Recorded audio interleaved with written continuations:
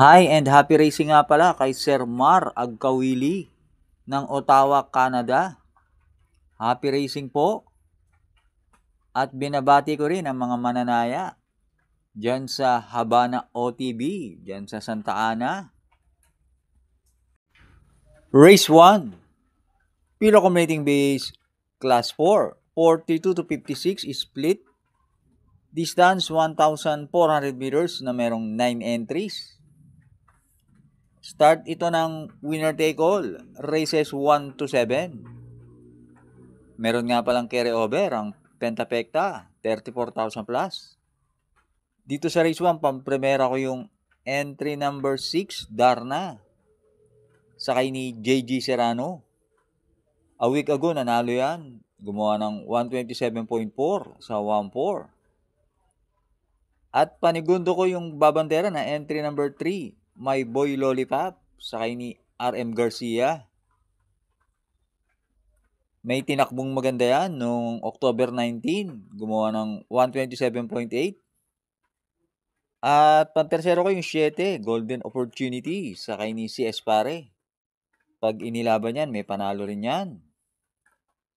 Kaya dito sa race 1, pampremera, 6, Darna. Panigundo, 3, My Boy Lollipop.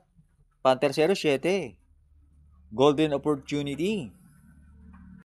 Race 2, Pilo Accumulating Base, Class 4, 42 to 56 split. Distance 1,400 meters na merong 9 entries. Start ito ng Pick 6, races 2 to 7. Dito sa race 2, pampremera ko na rin yung entry number 4, Parisian Life, sakay ni AB Sirius. Nanalo yan noong October 26 sa isang mile race. Gumawa ng 141.4. Yang kabayo na yan kasi matapang mauna. At dito sa karera to, pwede rin siya mauna. At panigundo ko yung entry number 7, Right or Wrong, sakay ni CA Reyes.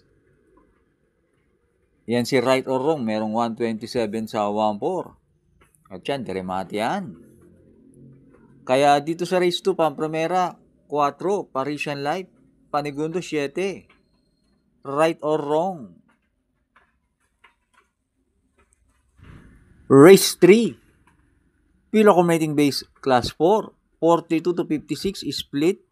Distance 1,400 meters na merong 6 entries. Start ito ng Pick 5, races 3 to 7. Dito sa race 3, pampremera ko yung entry number 3, Euroclidon, sakay ni RC Simasio. Kumpara sa mga dating nakakalaban ni Euroclidon, tingin ko magaan ang laban na to para sa kanya. At panigundo ko yung entry number 5, Big Battle, sakay ni CM Pilapil. Yan naman, galing yan sa panalo, nanalong dehado yan. Kaya dito sa race 3, pampremera 3, Euroclidon.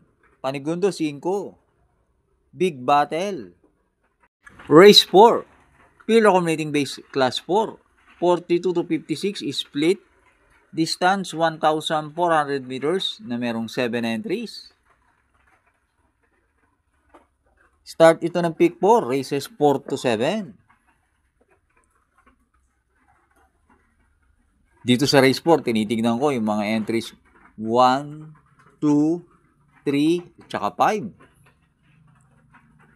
Pampremera ko dito yung 3, Grand Laughter, sakay ni Joel Ciego. Wala masyadong matulin.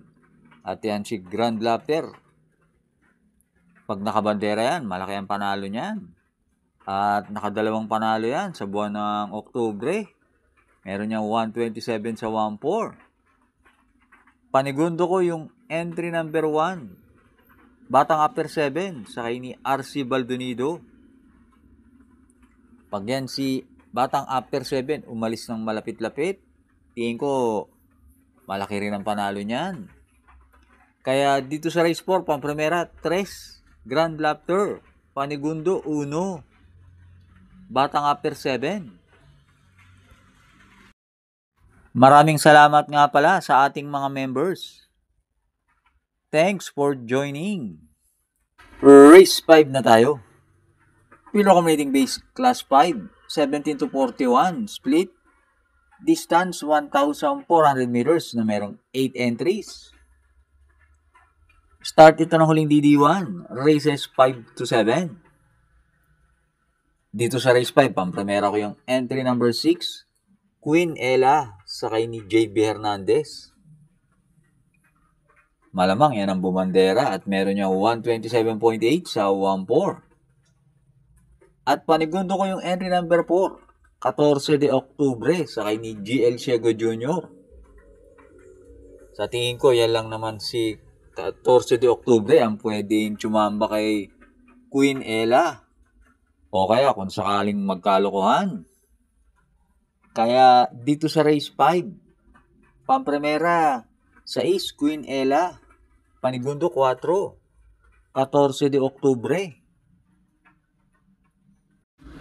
Last double na tayo, race 6, Pilo Accommodating Base Class 5, 17 to 41, split.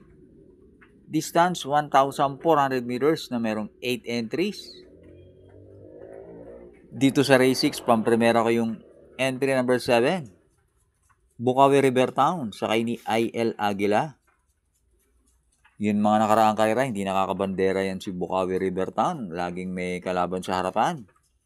Dito, tingin ko siya na ang babandera, kaya pampremera ko yan. At panigundo ko yung entry number 3, Malabon King, sakay ni JR De Ocampo. Yan si Malabon King, merong 127.8 sa 1-4. At deremate yan. Kaya dito sa race 6, pampremera 7, Bukawi River Town. Panigundo 3, Malabon King.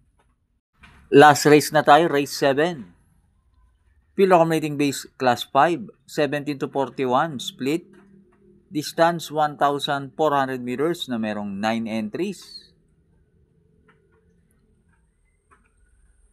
Magandang karera tong race 7. Paratingan pa naman ng winner take all. Bahala na kayong magdagdag ng kursunada nyo. Pampremera ko rito yung entry number 7, Imperial Queen, sakay ni JD Calagos.